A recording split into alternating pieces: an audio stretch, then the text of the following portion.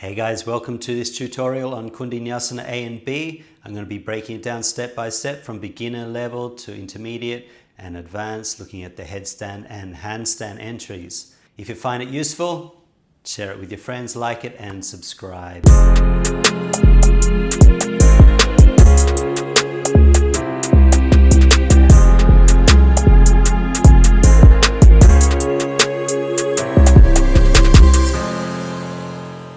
So I'm assuming that you've already warmed up your wrists and shoulders and your twists and everything, so we can go straight into it. All right, so the first starting point is from a side crane, so a side bakasana. So if we bring the hands to the floor, you're going to bring your legs to the side and bring your knees up on top of your elbows, and then simply lean your weight forward. As you lean the weight forward, you want to feel like your feet are floating off the floor. So you want to get used to this weight shift. There's not too much to think about. Okay, yes, you want to press the shoulders, protract, externally rotate, but at the moment just lean forward, shift, and feel the feet floating off the floor. Okay, do both sides. Twist. The knee comes on top of the tricep, on top of the elbow, lean forward, shift, feet float. Again, so yeah, pull the shoulders down, wrap the elbows in, protract, lean forward, shift. Eventually, you're going to be coming down like this, bringing the shoulders to this kind of 90-degree angle, more or less. Okay, from here, next stage is to do the same thing, straighten the legs out to the side. So we'll go to the right side first, lean forward, shift, then straighten. And bring it back. Show it from the front, do the left side. As with a lot of these arm balances, the higher up you can get your legs, the easier or more solid the position's going to feel. So we shift forward, feet float, then straighten. You can flex or point. And come back. And these poses tend to be quite asymmetrical, so there will be a little bit of elbow flare, but you want to try to create a kind of a talking action, wrapping the elbows in. We want to keep more or less like a chaturanga alignment with the shoulders, but there are variations where you see where the shoulder drops down and the head drops down. So once you've done two legs, then we split the legs. So if I show you from the side, we come again, lean forward. Now this time, split the legs, take top leg back, bottom leg forward. And come in, do the other side.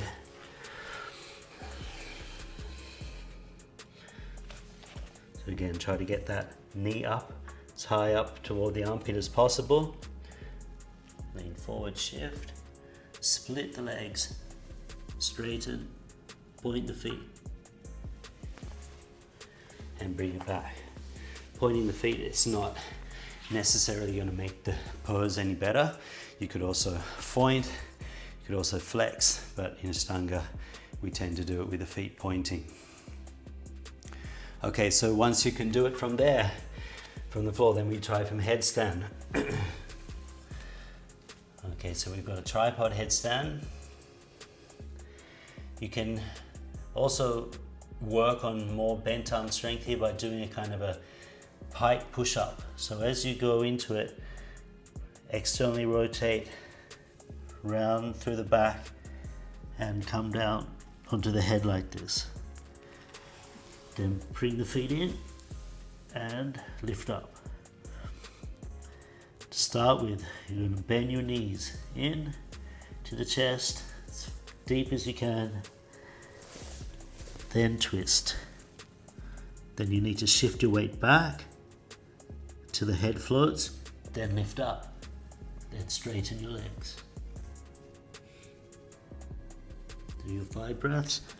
Head down, bend in, and come up.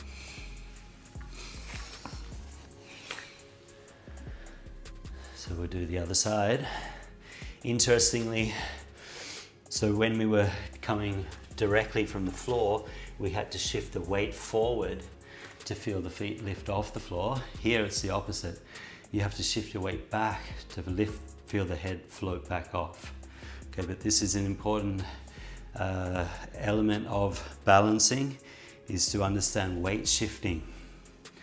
Okay, so we do the other side.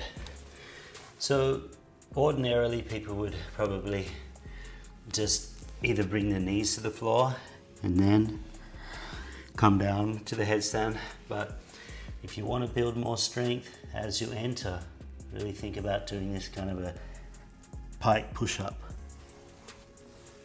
Coming in, and again, bend the knees in, twist, try to get those legs up high, shift the weight back, then straighten.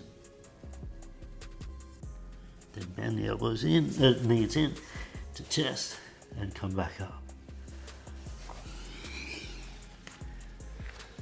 I'm just going to break down also, so for A and B, the same progression.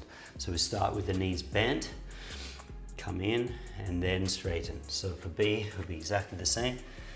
You can progress your pike push-up, so as you go forward, you can also do kind of a floating pike push-up like that. So this time we're going to come in, but we're going to split the legs in the air. So one leg goes up into extension, the other leg is flex, then twist,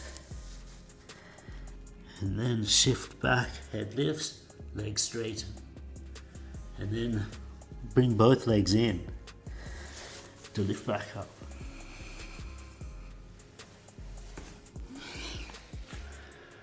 And then we'll do the other side. Ordinarily you go directly to the other side, but I've got the wall there, so I'll demonstrate it from this side. And I'll just show that pike push up, that float for a moment. So you're coming in, and there's a moment of floating there. Head comes to the floor softly. So then we split the legs in the air, and then twist, then shift the weight back as you straighten the legs. Point the feet. Then head comes down, knees bend, and back up.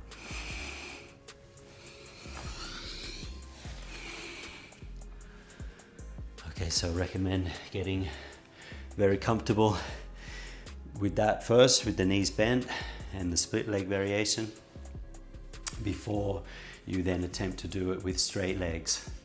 Okay, so now with straight legs, I'll show you coming into it with straight legs. Okay, so we go forward,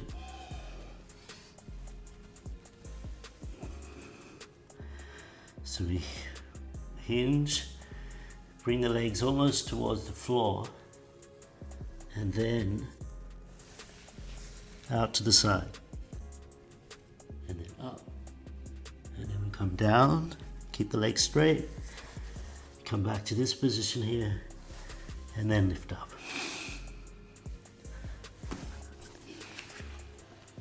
I'll show you the other side.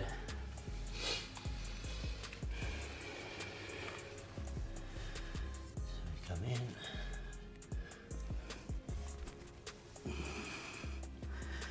So bring the feet all the way almost to the floor to start.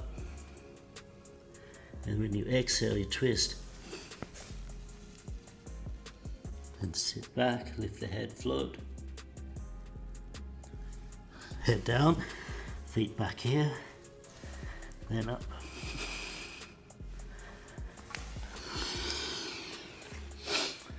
and then we come back. Also, we actually jump out of the headstand into chaturanga. We'll save that for the end. Okay, so same progression with the split leg.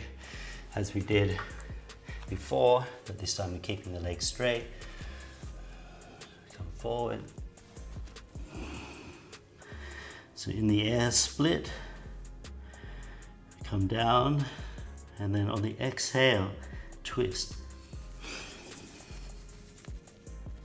Shift, lift. And then down and up.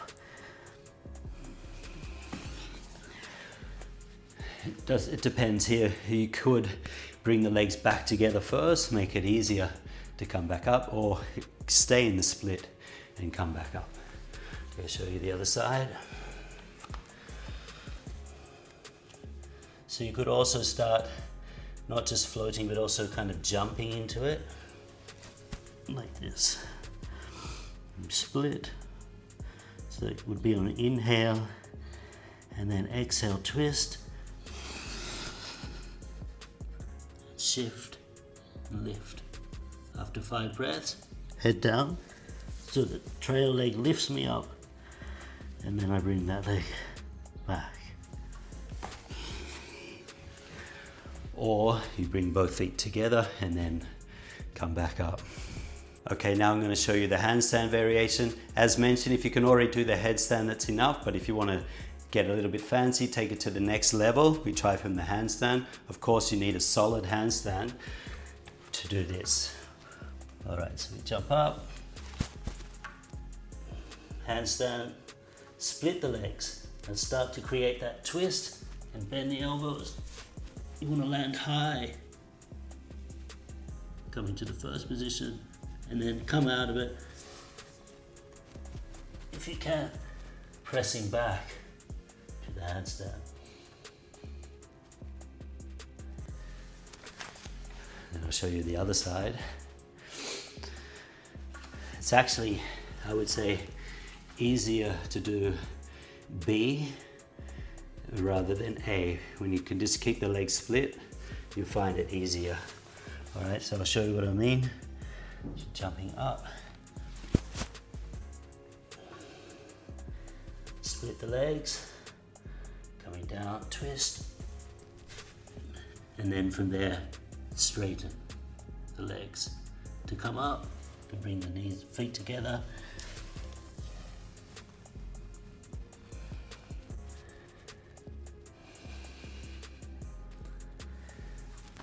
And there you go. Okay, so it's very challenging, especially to link them together. So you're going to need a few extra skills there, but something for you guys to play around with. One thing, I should just mention also the exit from the headstand variation. So once you come back up to the headstand, then you lower the legs. There's a moment where body's a little weightless, almost touching the floor, and then jump. So using that extension of the leg, a kind of a kipping action to unweight the head. So then you can come to Chaturanga. I'll just show you again. So once we're here, bring the legs down and then kip to go to your Chaturanga. You could also do it just directly falling, so to speak. So here, and legs go down, head goes up. So those are two ways to think about that transition to Chaturanga. I hope you enjoyed that and you got some tips, got something useful. If you liked it and you want to go much deeper into this practice of Ashtanga Yoga and the way that I break it down step by step, then please look into my membership, Ashtanga Decoded. You can find the link in the description, and I hope to see you on the inside. Thank you.